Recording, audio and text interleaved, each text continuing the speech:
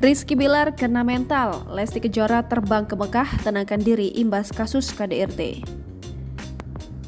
Penyidik Polres Jakarta Selatan hari ini, Kamis 6 Oktober 2022, memanggil Rizky Bilar untuk diperiksa atas perbuatannya kasus kekerasan dalam rumah tangga.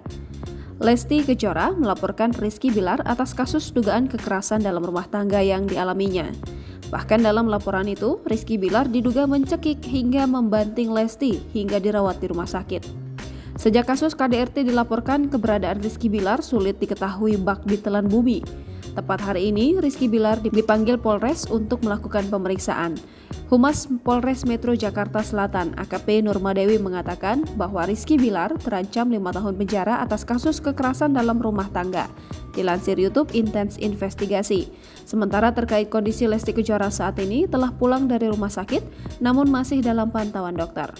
Baru-baru ini, di tengah proses pemanggilan Rizky Bilar untuk diperiksa kasus KDRT, Lesti Kejora dikabarkan terbang ke Tanah Suci untuk melaksanakan ibadah umroh. Kabar ini disampaikan oleh pedangdut Tiara Marlin yang meminta doa dan dukungan kepada Lesti untuk melaksanakan ibadah umroh ke Tanah Suci. Lesti hari Kamis akan berangkat umroh, mudah-mudahan selalu ada dalam lindungan Allah SWT dan diberi kesehatan seperti sedia kala ya. Keberadaan Lesti Kejora saat ini memang diketahui tidak satu rumah lagi dengan Rizky Bilar, lantaran ia masih dalam trauma dan ketakutan usai mengalami KDRT dari Bilar.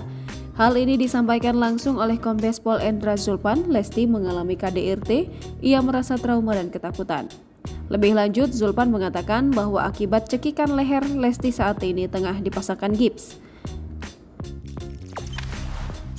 Jangan lupa subscribe, share, komen, dan like ya!